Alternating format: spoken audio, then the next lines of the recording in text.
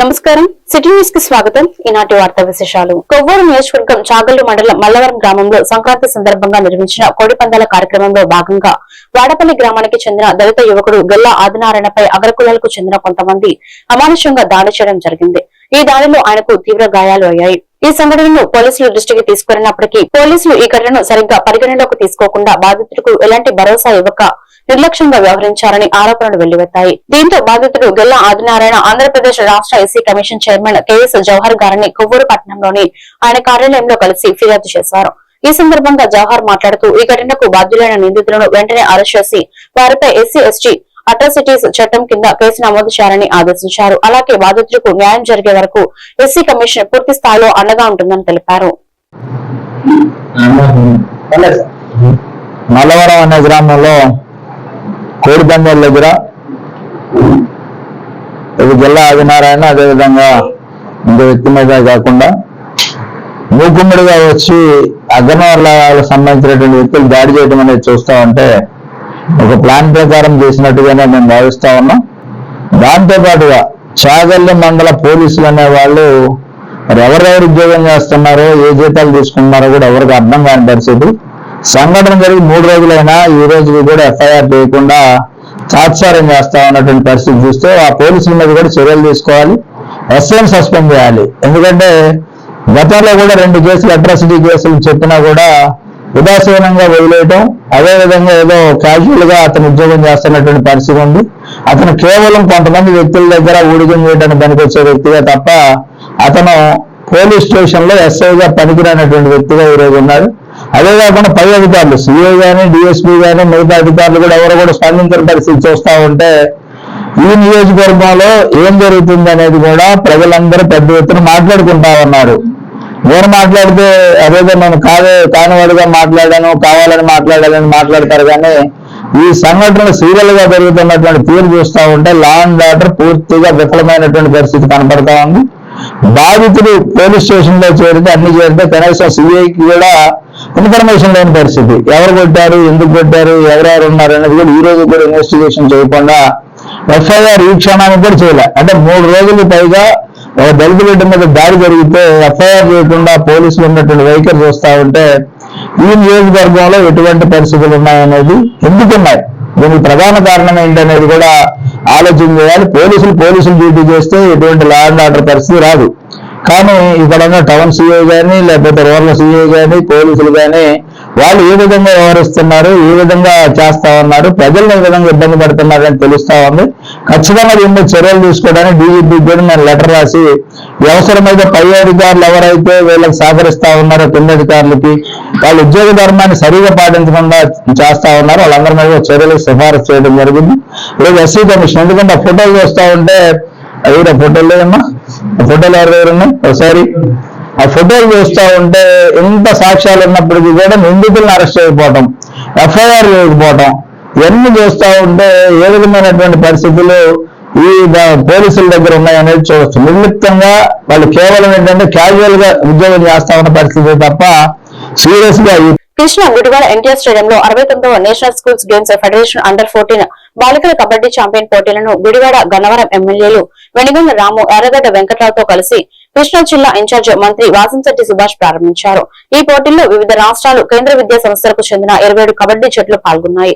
Homeopathy కళాశాల నుంచి MLA రాము క్రీడా జ్యోతి వెలిగించగా క్రీడాకారులు జాతీయ జెండాలను చేతపట్టి పొరువైపుల్లో ర్యాలీ నిర్వహించారు.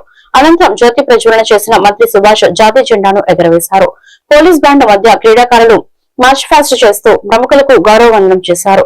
ఈ కార్యక్రమంలో shop chairman Ravi Naidu, Ravi Venkateswararao, Gudivada DSP Dheeraj Vinay, commissioner DEO తదితరులు పాల్గొన్నారు.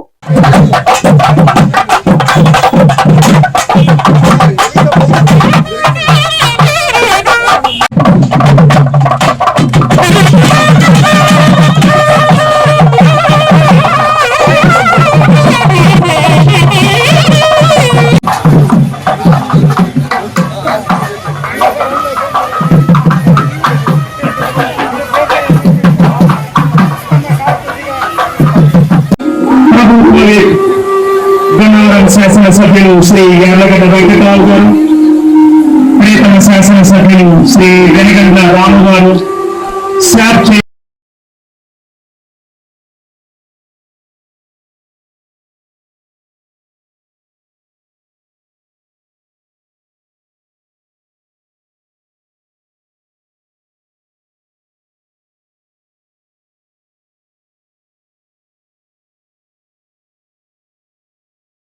शिक्षा और खेलों में राष्ट्रीय उत्कृष्टता का प्रतीक है Chandigarh. Here comes the Chandigarh team associated with cricket legend Kapil Dev and the famous Rock Garden.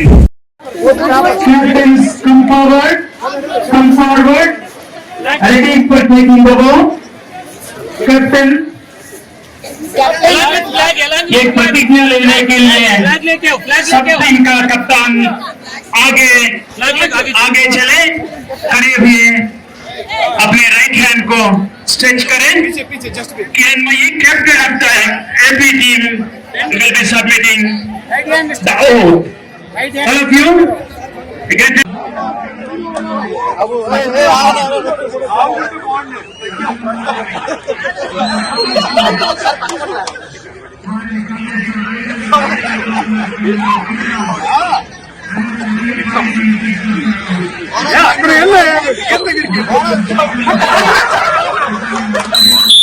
మనం ఒక గొప్ప ఈవెంట్ చేసుకుంటున్నాం.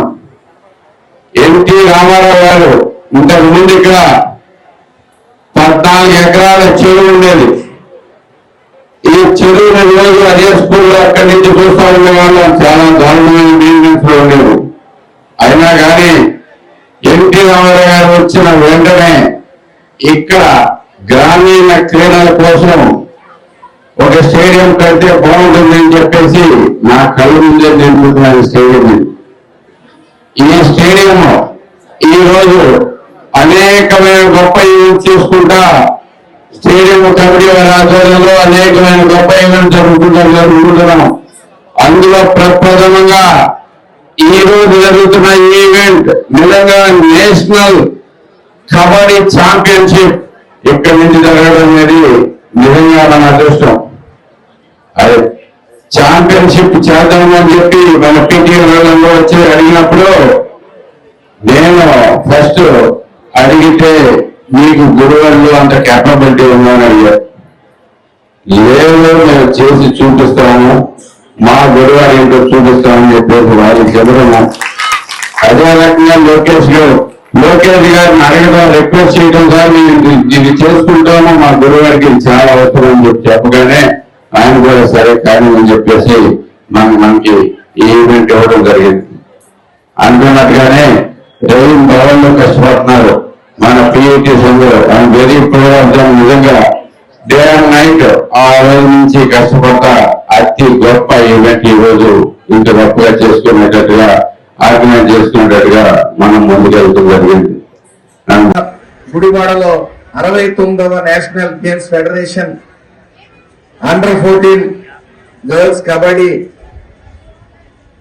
ఛాంపియన్షిప్ కి ఇచ్చేసిన క్రీడాకారులకి, అలాగే ఉపాధ్యాయులకి, కోచ్ కి, నిర్వాహకులకి అందరికీ పేరు పేరున నమస్కారం. గతంలో నాయుడు గారు చెప్పినట్టు పబ్జి గేమ్ ఎలా ఆడుకోవాలి, గేమ్స్ అంటే పబ్జితో స్టార్ట్ చేయాలని చెప్పి జగన్మోహన్ రెడ్డి గారు నేర్పితే ఒక అడుగు ముందుకేసి ఇక్కడ పాకిస్తాన్ కొడల నాని క్యాషినో తీసుకుని వచ్చారు అక్కడికి.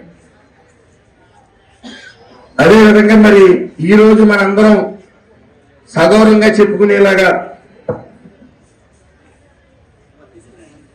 దేశంలోని వివిధ రాష్ట్రాల నుంచి, కేంద్ర పాలిత ప్రాంతాల నుంచి వచ్చి బాలబాలికలు ఇక్కడ క్రీడోత్సవం, క్రీడాకారులకి చిన్న వయసులోని కబడ్డీ వంటి సాంప్రదాయ భారతీయ క్రీడల్లో బాలబాలికలు రాణించడంలో మహిళాశక్తిగా నిదర్శనం. అదేవిధంగా పోలీసు విధులకు ఆటంకం కలిగిస్తూ అల్లర్లు, దౌర్జన్యం సృష్టిస్తే ఎవరిని చట్టం ఉపేక్షించదని మచిలీపట్నం ఆర్పేట సీఐ యేసుబాబు హెచ్చరించారు. కృష్ణా జిల్లా మచిలీపట్నం బలరామునిపేటలో మద్యం మత్తులో ఇటీవల పోలీసులపై దాడికి పాల్పడిన 3 యువకులకు అదుపులోకి తీసుకుని వార్డులోని స్థానిక ప్రజలను పిలిచి దౌర్జన్యానికి పాల్పడిన 3 సెంటర్ లో నిలబెట్టి సీఐ కౌన్సిలింగ్ ఇచ్చారు. శాంతి భద్రతల పరిరక్షణ కోసం నిరంతరం శ్రమించే పోలీసులు ఉద్యోగులపై ఆకతాయి దాడులకు తెగబడితే చట్టం తన పని తాను చేసుకుపోతుందని, మద్యం మత్తులో ప్రజలను భయభ్రాంతులకు గురి చేసిన వారి పనులకు ఆటంకం కలిగించిన చర్యలు తీవ్రంగా ఉంటాయని హెచ్చరించారు. అంటే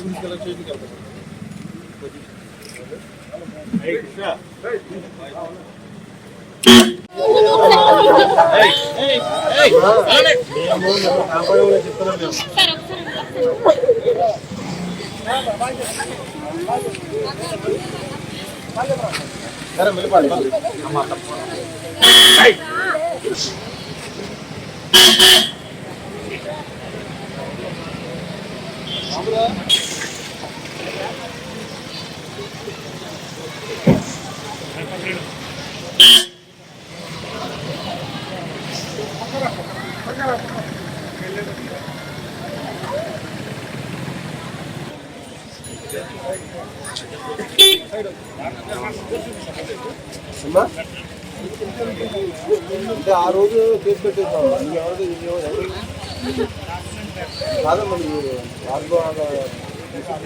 బల్లారి పండుగ ఎక్కడైనా కానీ పోలీసులు మాత్రం ఉద్యోగ విధుల వాళ్ళని ఆటంకం కలిసి వాళ్ళ మీద ఎదురుదల దిద్దే మాత్రం వాళ్ళ మీద చర్యలు చట్టపరంగా కఠిన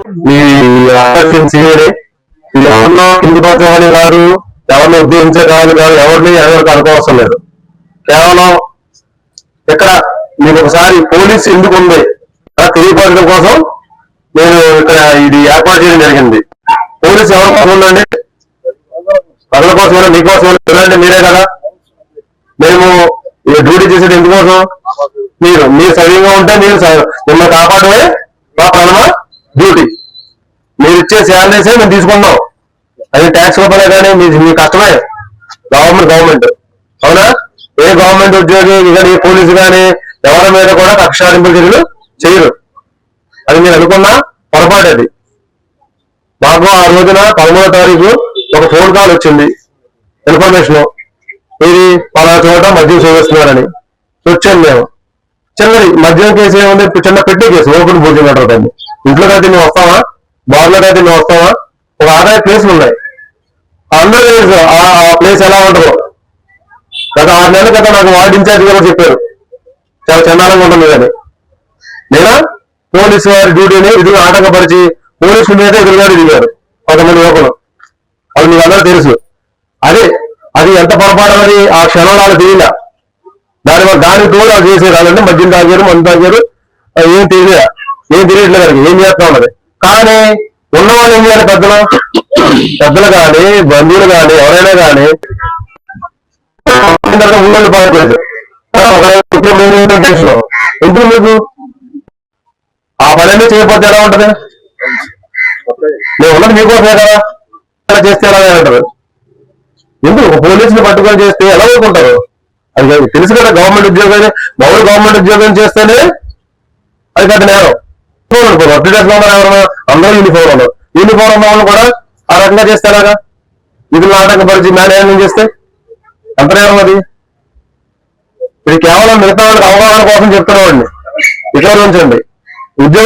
సంవత్సరం కిందట గుడివాడ 1 టౌన్ పోలీస్ స్టేషన్ లో 102 సిఆర్పీ కింద కేసులు కట్టడం జరిగిందని, వాటి ఓనర్స్ ను కనుక్కొని వెహికల్స్ వారికి అందించామని, మిగిలిన వారికి ఇంటిమేషన్ ఇవ్వడం జరిగిందని మరియు వెహికల్ షోరూమ్స్ వారికి కూడా లెటర్స్ పెట్టడం జరిగిందని, ప్రొసీజర్ ప్రకారం ఇంకా కొన్ని మిగిలిపోయిన బళ్లను ఈ రోజు ఓపెన్ ఆప్షన్ పెట్టి ఎంఆర్ఓ, మోటార్ వెహికల్ ఇన్స్పెక్టర్, ఇతర అధికారుల సమక్షంలో ఆప్షన్ వేయడం జరిగిందని గుడివాడ 1 టౌన్ సిఐ కొండపల్లి శ్రీనివాస్ మీడియాకు తెలియజేశారు.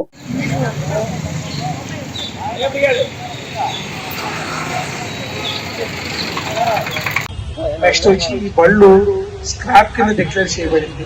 వీటికి సీబుక్లు ఏం లేవు. సో మీరు స్క్రాప్ కిందే వాడుకోవాలి. రోడ్డు మీద తిరగడానికి లేదు, రికార్డ్స్ లేకుండా.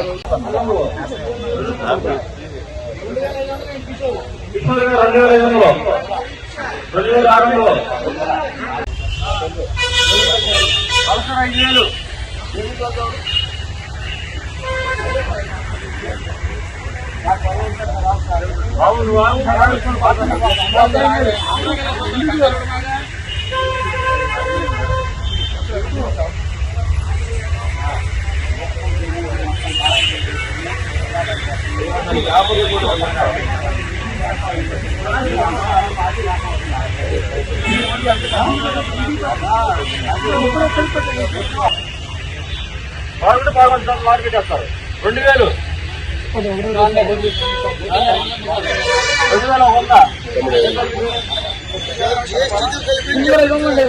అడపల ఫీజు 3000 కొంత 3300 3300 బేకారు 3500 మురుపామి అడపల ఫీజు 3600 చెప్పండి మరి అది తెలియదు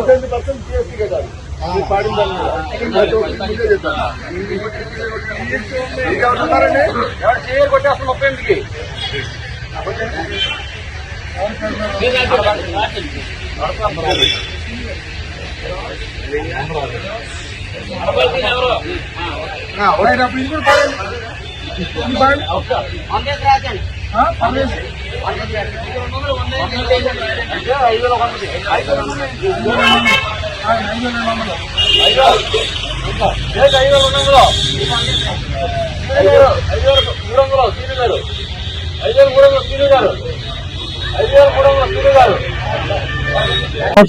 మన పోలీస్ స్టేషన్ లో అనాథలుగా ఉన్న బళ్ళకి సంబంధించి 102 CR కింద కేసు కట్టడం జరిగింది.